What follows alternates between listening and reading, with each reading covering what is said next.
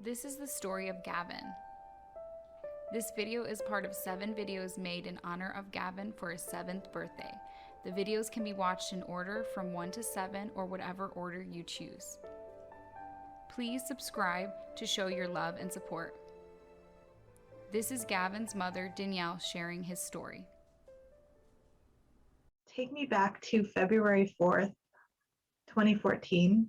You're 40 weeks pregnant, first time parent, and you just want to see this pizza loving, ice cream loving kid and have him in your arms. Tell me about what you were thinking. There was there's kind of some weird stuff that happened right around that time. I thought for sure baby was coming and everything was going kind of how they were supposed to be planned or how I was being told. But in December, right at the end of December,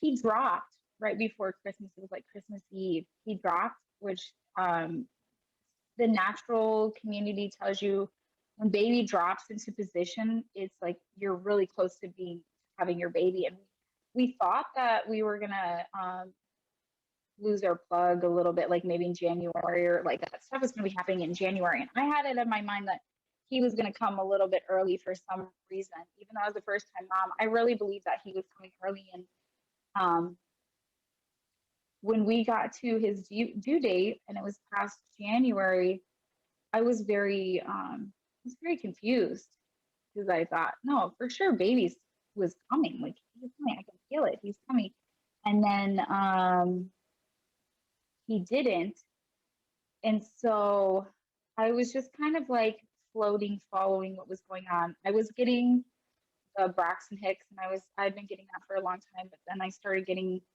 um, real contractions and real stuff was going on. I actually worked up to 40 weeks. So at 40 weeks, I was at the casino. I was working, walking around. She didn't tell me to take a break even before. She didn't have me. It's not the same as like a doctor writes you a doctor's note and says, so many weeks before, so much time before you have your baby, you're like home. So I was working and I had a lot of people like, when are you having your baby? When are you having your baby? It felt like a lot of pressure started when you hit 40 weeks and you haven't had your baby. And especially being a first time mom and not understanding everything, I thought maybe I'm doing something wrong. Maybe I'm not, whatever. Like it just was, there was became an added pressure at 40 weeks of baby's supposed to be here. And of course, again, I was working. So I worked with people. I was huge, like huge, because I'm not very big, but I gained like 50 pounds. Okay. Seriously, I gained 50 pounds. Like it was just under 50 pounds. And so it was a lot of weight because I'm actually just over 100 pounds. So yeah, so it was kind of weird. Like I was going places, everybody's like, "You're so big, you're gonna pop." Everybody, probably every pregnant woman hears that. Like if you go to the grocery store or anything and you're pregnant, they just assume you're about to pop. But yeah, I had like a lot of weird stuff about that where a lot of people were like, when are you gonna have your baby? When are you gonna have your baby? There was I seen a message this year actually that was posted on my due date, and I was in like another world of baby knows when baby's gonna come and your body knows what to do, and it's a different place than where I've been since then. But I really just thought like baby was just gonna come when it was due, and that I was somehow wrong, and that she must have been right because I wasn't. I thought baby was coming early, and then it just didn't end up happening like that. Um, and then after that, I just felt like he was just gonna stay in there forever. He was just not coming out. Where I do remember probably right around that time, because I don't remember how long I worked after 40 weeks. That was basically about the it, or a couple of days after that. I was just getting tired. And I think, who said it? They were like, I don't know about you driving. You're planning a home birth, but I don't know about you driving places when you're 40 weeks pregnant. And I was like, yeah, I'm kind of getting tired of driving. I'm kind of getting tired because you get so tired at the end. Doing anything is so tiring. And so I think I just kind of called it quits myself, where I was like, I'm tired. I don't want to work anymore. And I remember one night being home. I don't remember if I came home from work or if I went off shopping and then I was home. I remember sitting on like the couch and I had been home for like hours and I had been getting contractions so bad. I just sat there in the dark because the sun had set, everything was going down. It was dusk, and here came my husband home, and it was dark, and I was just sitting in the dark. I hadn't ate dinner, I hadn't anything, and we thought for sure baby was coming because my contractions were 4 minutes apart, and it was just whatever. Well, he told her, and I think around the time I think it was kind of like, oh, it's not yet, and you've been doing this for a little while, so get rest. If you get rest, it's better to get rest whenever. And so I was like, okay, I'll rest a while. And I remember like going to bed. I don't even know if I ate or anything. And then it was like it was gone. Like whatever was going on was is gone. Like I didn't. That was the only night that I remember.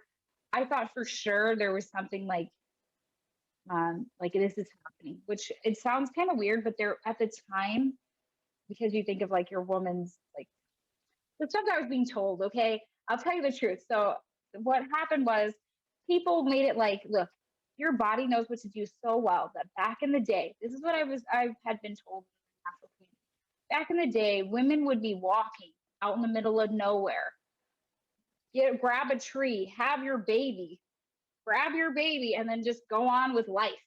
That's literally what I was told. Okay?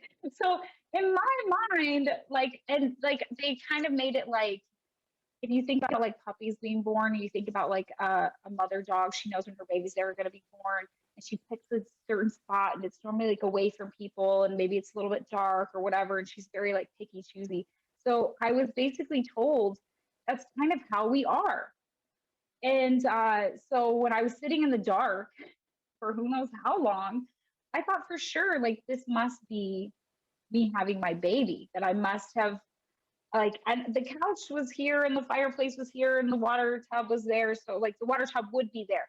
I think we had it like sitting or up in the whatever, but there obviously there's no water or anything in it. But so that was all like when we get to that point. But it just kind of like thinking back, that's how it was. It was like you just get to a point where you're like, oh, I'm just gonna pack out my baby, and it's just and everything just whatever. But I really think that's what I thought is and at the time that it was happening, I don't know if I even knew that it was that I was there because he came in and then he started like paying attention to time. And I don't even know if I even messaged her because I just was so out of it and so maybe so focused or something. I don't know what I was doing, but yeah, that's the closest that I ever got was before that. And then after that, I was just becoming more and more overdue. And I just kept saying, I'm never gonna have this baby. And it's my contractions were all over. It was night and day, and it didn't matter. They weren't staying consistent. I was like, the baby's gonna stay in forever. That's literally that's what I remembered the most of. Is I was like, I'm gonna carry this baby forever, and that's what I kept telling everybody. I'm just gonna carry this baby, and I'm gonna be walking around. I'm gonna be pregnant forever, and that's what I was telling people. I think I told people that at the casino too, that I was gonna be pregnant forever.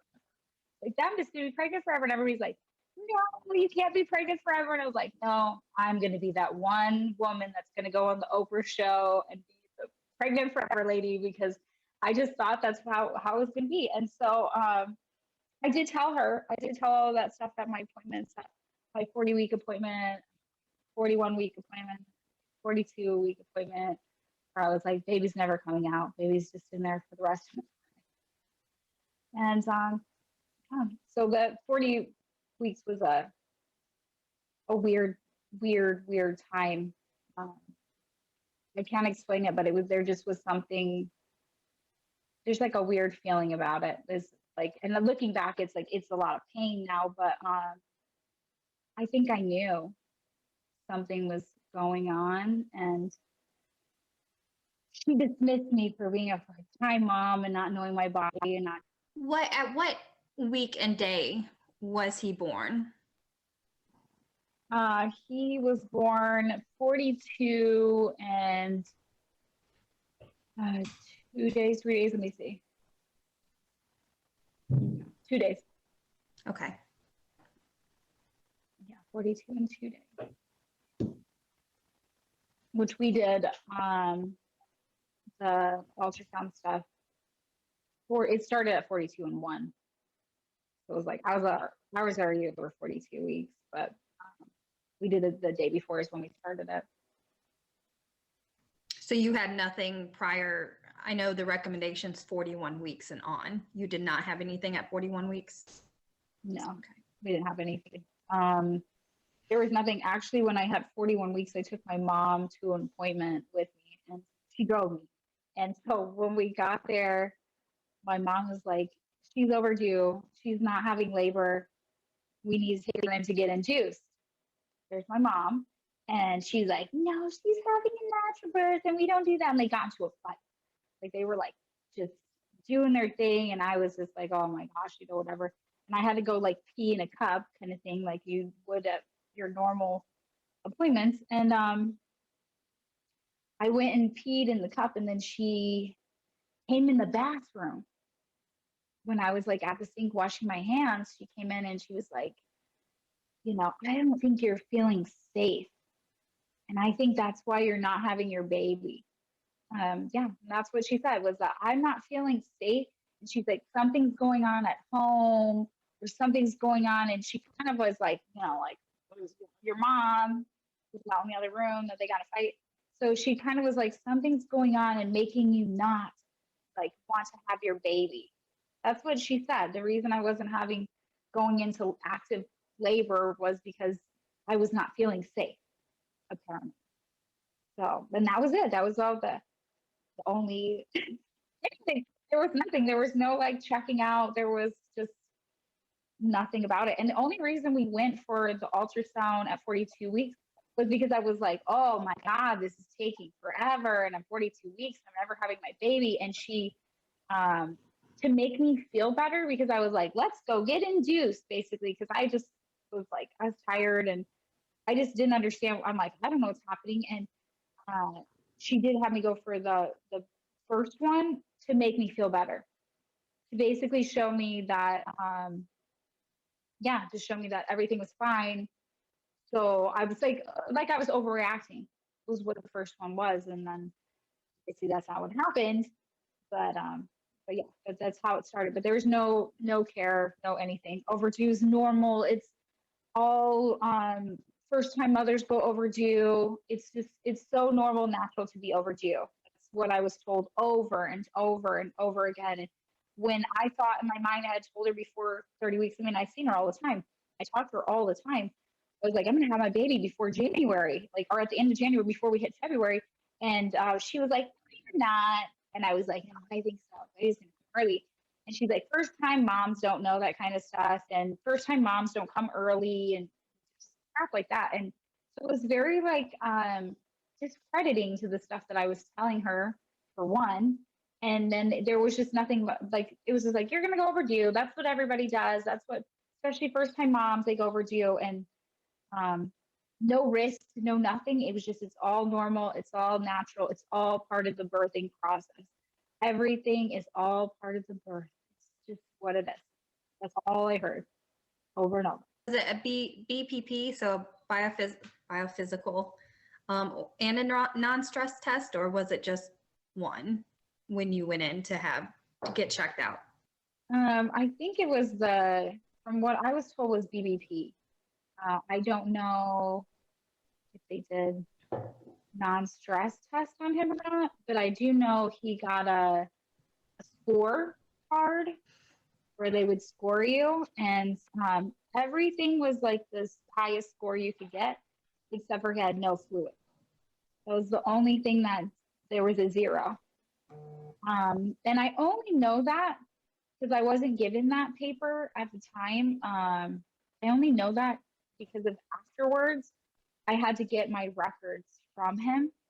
And he gave me a folder, and there was the paper that he had sent to her with the score on it.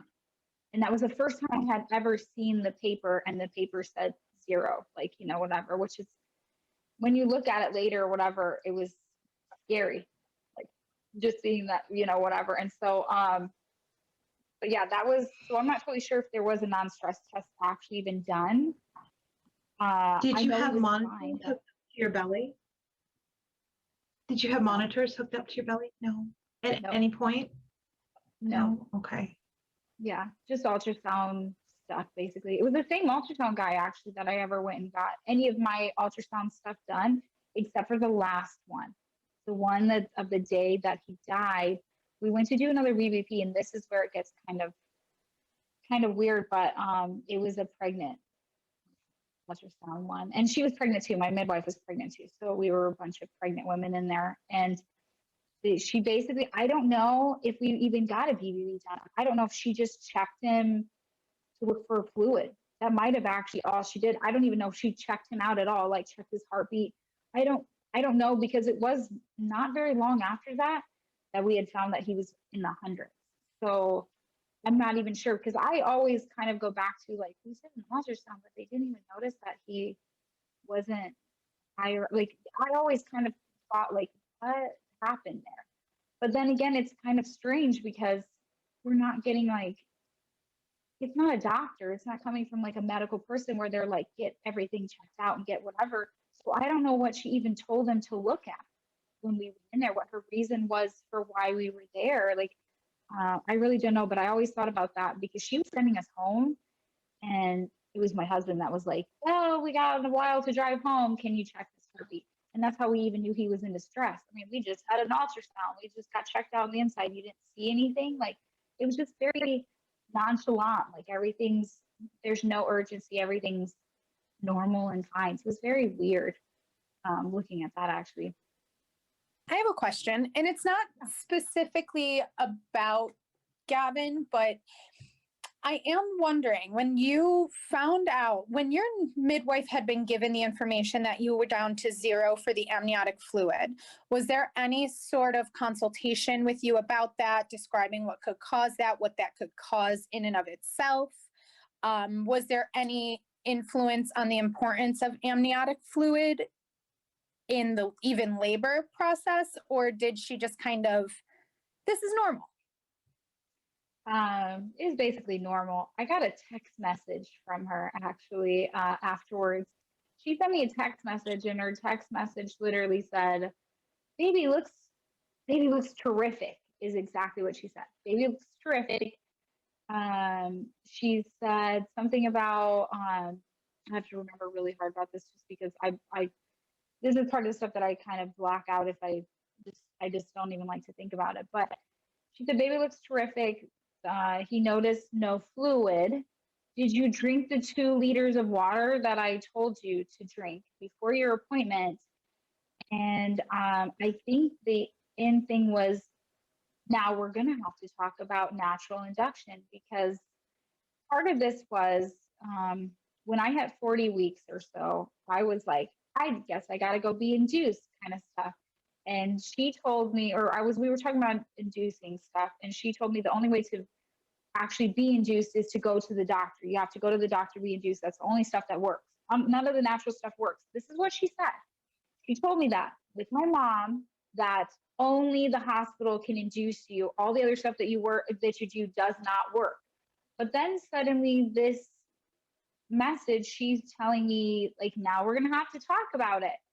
But she didn't say like, go to the hospital. She didn't say, let's go talk to someone else. She didn't say there's any urgency. She literally just said there's no fluid. And did you drink the 2 liters of water that I wanted you to drink before your appointment? I called her, and she was very busy. Okay, so she was very busy at the time. Told me there was nothing to worry. I was with my mom and my husband. My mom was like, you need to go to the hospital because you have no fluid. And she was like, it's fine. You're just dehydrated. You need to drink some water. Because I was like, can you see me? And she's like, oh, I'm with another client right now. So she couldn't see us. She was too busy. She said, told me that she thought that he made a mistake and that she was going to send us back for another BVP to check the kidneys. Okay, that's what she said. To check the kidneys. She wanted us to go back. And so she told me to drink lots of water, and that she would set up an appointment or whatever. She would set it up or whatever she's doing. And then a little bit later, she told me, just go back in a couple hours or whatever it was. And then I don't know if the guy was too busy to see me a couple hours later or if he would have seen me right then. And she just was having me drink a bunch of water and then go to an appointment. But she told me she was too busy to see me. She was too busy to explain what was going on. And she told me just not even, it was normal. Everything's normal. Everything's fine. She never explained fluid. She never explained anything about it.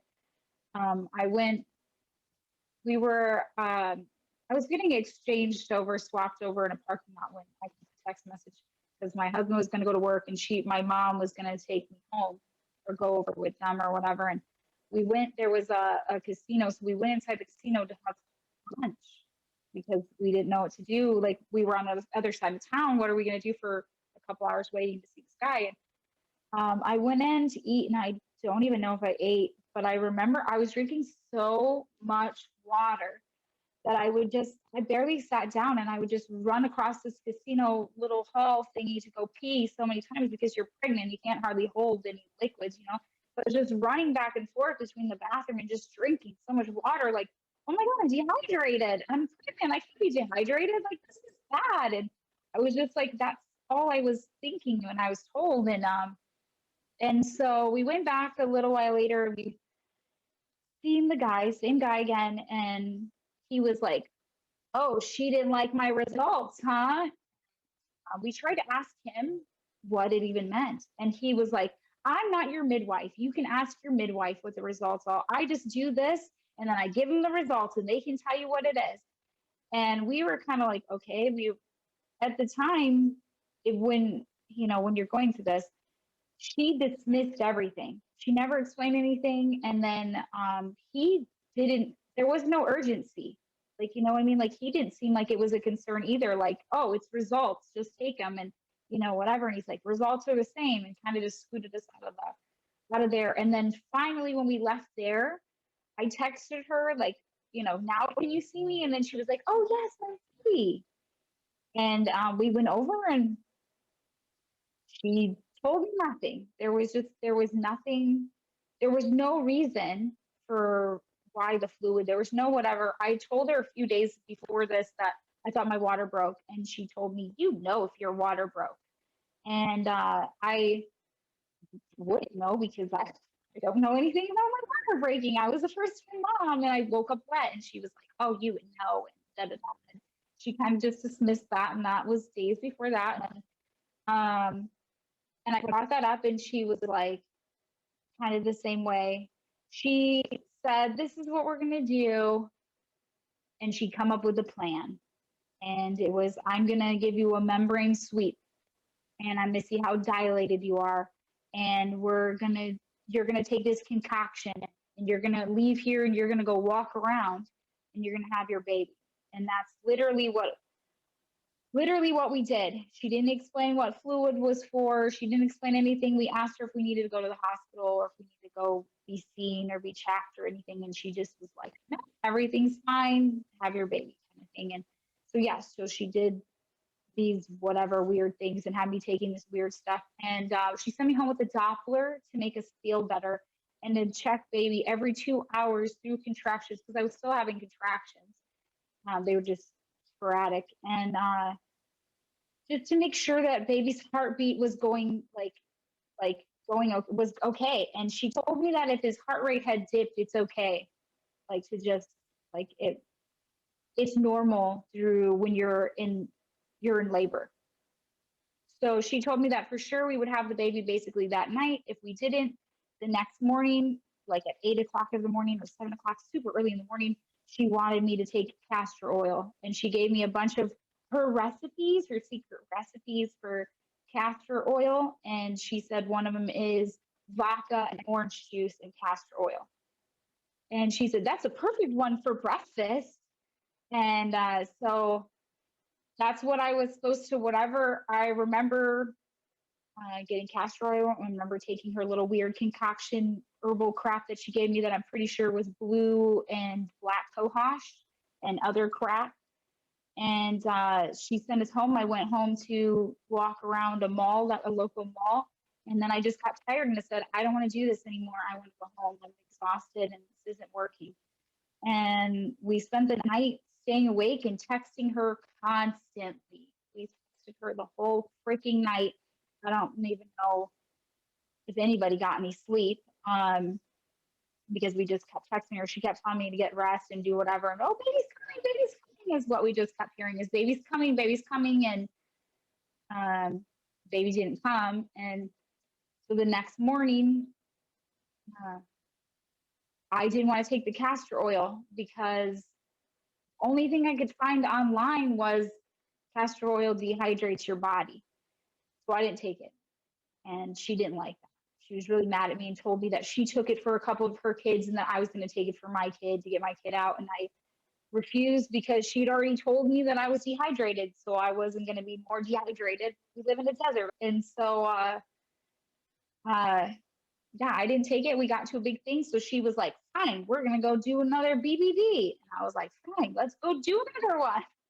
And there was just no point. Like looking back now, why were we doing all these tests to do absolutely nothing but send me home? Like, what was the point? You didn't make me feel any better. And saying it's normal and this is all part of labor and whatever, it's not normal. It's not freaking normal. And nobody, I don't know, nobody was there to say anything different. There was just, it was a very weird day. And we had to drive back way across the town again. And I was like, that's it. I can't take it anymore. If she doesn't give me answers today about what's going on. Oh, she said the night before, do you mind if I reach out to some of my mentors to find out why you don't have any fluid? And I was like, sure, go ahead.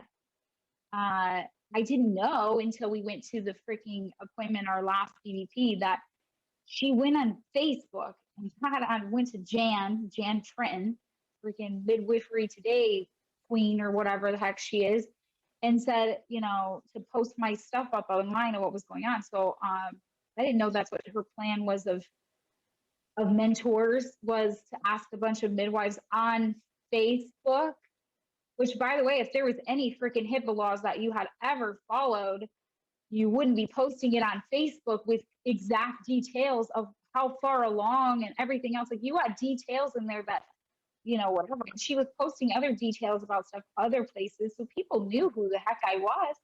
And so I think about that is, like, afterwards, we had thought, we came to an agreement on the way to the hospital or on the way to the appointment that if she didn't tell me the answer of why this was happening, we were going to a hospital. We were just pissed off and tired of her not telling us the truth. We decided we were just going to go to a hospital and have somebody else tell us the truth and tell us the answers.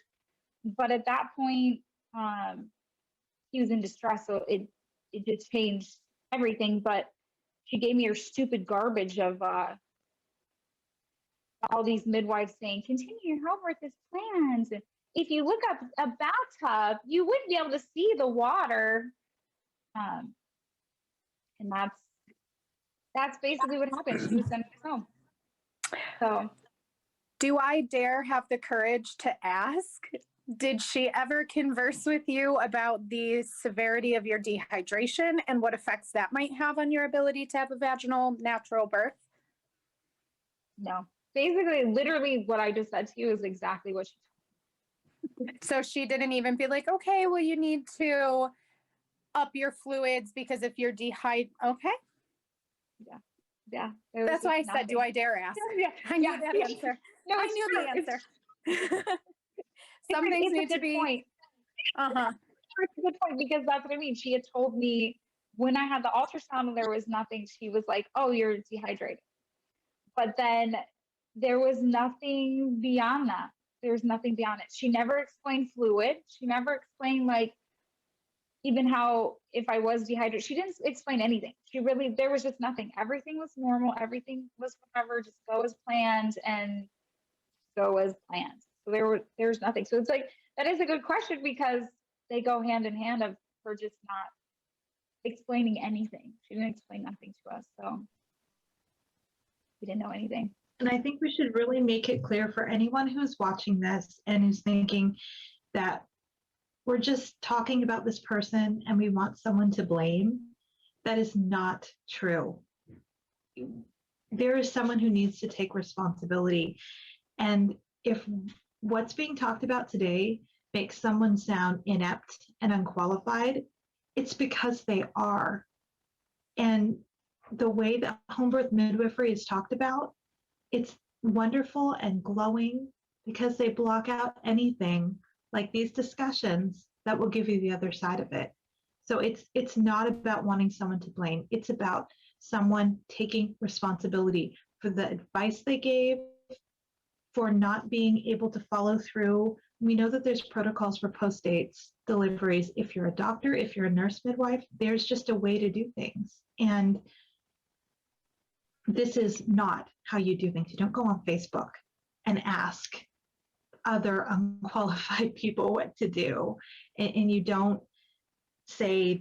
tell lies in a blog post years later. It doesn't change what happened. Something that I've always thought about after all these years, and I've been asked actually by other people, was if you like kind of like ways to forgive my midwife, I guess is what, if she had admitted what she did wrong, like not sending me to the hospital, not, whatever, like she had a backup doctor send me to the doctor. If you have whatever, just if you don't know your scope of whatever, it's okay for you to send me somewhere else to get the care that's needed. And if you don't do that and things happen and they go wrong, admit that you made the mistake, because that's what a professional does. I don't give a crap of what business you're in. As a professional, when you're out there working with other people, if you mess up with a customer, you need to tell them the truth. You tell them, hey, I messed up. And I think about that is that she never once ever said this was my fault. She never once apologized to me or, that kind of thing. So I think about that is that she didn't do anything. Like, does that make sense? She literally, she blamed it on me. That's the worst part about it is all these years have gone by. You've had all this time to think about it and you still cannot apologize. You still cannot admit the things that you did wrong and the stuff that you said online that was just not necessary to say. Like, if you were really concerned about a grieving mother, then why did you post all the crap on Facebook? God, so it's something I've always thought about is like, if she would have sat down and been like, I messed up. When we found out about the fluid and you were like, what should we do? What's going on? And she could have just said, I didn't know. And that would have been fine. If she would have just admitted, like, I don't know, and let's just go to the hospital. I don't know, let's just go to the doctor. Like, I think that would have made all the difference. But instead, she's just been spending years and years lying and changing her story repeatedly. And it's just, I don't know, it just makes it a lot worse, like a lot worse. This is 7 years of the story being rewritten again and again, and it's a different version every time. Well, that's what I want to kind of branch off on. I don't have a question. I have something to actually branch off of what you were saying before, is that the reason that I specifically asked the question of Danielle, were you informed what the importance of being adequately hydrated in labor is Danielle's telling her story, and her story is her own story, and Gavin's story is his own story. But Gavin's story gets changed, it gets muted, it gets stifled. So the messages are not being heard. They're not being spread around the world. They're not being spread, especially in the United States. So Gavin's life, unfortunately, wasn't enough to prevent my son's life from ending. And that's almost like a mission that happens within midwifery, is that they are so close-knit, they are so closely bonded, they are so intimate with each other, no matter where they go, that they find this support and they find a way to drown out stories. And it's worth noting that when babies do die in these environments, the things that parents aren't being informed of repeatedly are the same things. They're not being told the complexities that they're facing and how that is going to impact their child's life. And that's why it's important that Danielle does these videos. That's why we're here. We're not here to victim blame. We're not here to blame midwives. We are here to say that there are real stories happening. There are real stories that have happened, and Gavin should have been enough. he should have been enough for his story should have been enough to ring loud and clear that after Gavin, it shouldn't be happening still. And it is. So it's about accountability. It is about responsibility. And it is about making sure that these small stories find a way to be told. And I really appreciate that that's the legacy that you guys are giving to your son, because I know it's groundbreaking and difficult for you to walk this road, being some of the first parents being this public with it, but it's necessary. And I'm proud to now know you through this. You know, I can tell you with experience is that every baby that has died since my son, and I've heard about, because there's a lot of babies that die that we don't hear about. We can't hear about it. We'll never hear about how many has been injured, how many is dying. I can tell you that it's so painful to know that's another family that's just like my family. Like, it's another baby that's just like my baby. Like, it's another experience. It's another story that's not going to be told, and not going to be whatever, that they're going to cover it up just like they tried to cover mine up. It's a little hard to cover up something that was so in your face. It went so viral on Facebook that I actually know people overseas because they heard about my kid before he even died. That's how viral this is. So this wasn't something like in my backyard community. This is something that's happening all over the place, and people know about it. Like, some people do, and it is being covered up. Like, I've spent years being covered up. The same midwives that said continue my home birth to my midwife, they fought with me over on Facebook. I've actually gotten in fights with them about my stuff. And they told me that my baby was sick. How did you ever know that my baby was sick when we don't even know each other? You don't know anything about me. You're not my midwife. You don't know anything about you're not talking to my doctor. You're not talking to the hospital. You're literally making stuff up to try to get me to shut up. And that's what I've learned after all these years, is that I've had so many midwives, a couple doulas in there too, that have tried to get me to just shut up. And I'm sorry, I can't go anywhere because it keeps happening. If you stop making the same mistakes and stop covering us up, maybe we would shut up, because then we don't have anything to try to put out there so people can be aware of like what informed consent actually is, which you're not giving them. This isn't women's rights. This isn't family rights. This isn't babies' rights. This isn't empowerment. This is awful. This is what is happening. And these people are making a lot of money. They're making a lot more money than majority of us that work common jobs. And what for? You're not even there. These families might as well have birthed themselves unassisted, and it would have been a lot safer than having these people that pretend that everything's okay. It's not okay to go overdue. It's not okay to have no fluid. Like, these are common sense things that a lot of places, like, people know this. Medical people know this. Like, we know this now. Like, I know this now, but it's like, it's out there. The information is out there. It's been out there. It was out there before my son died. But for some reason, it's being covered up. My midwife has continued to say over and over and over, like, she's had posts all over the place saying overdue is the way to be. Overdue is the way to be. It's fun. Overdue is great. Overdue is not safe. It's just not freaking safe. And so I don't know. I take every baby so personally when one dies at home or even at a birth center, because birth centers are the same thing as a home birth. If there's no freaking doctor there, it's a home birth. You're a glorified home birth boutique. That's all it is. It's the same thing as everywhere else. Like, I could have been at a birth center, but we don't have birth centers here because, it's not legal. But it's the same thing. So that's really, that's why this channel was made, was because I can't stand the injustice that's happening in America and in a lot of other countries where babies are dying and we're just getting ignored because if you have a stillborn or you have whatever, like, they can just write us off. They can just cover us up. They can delete us, ban us. And I can't stand it. I can't stand living with myself knowing I made mistakes, and I live with that, but she doesn't. she's fine with it. You know what I mean? She's fine with Yeah. the choices she made.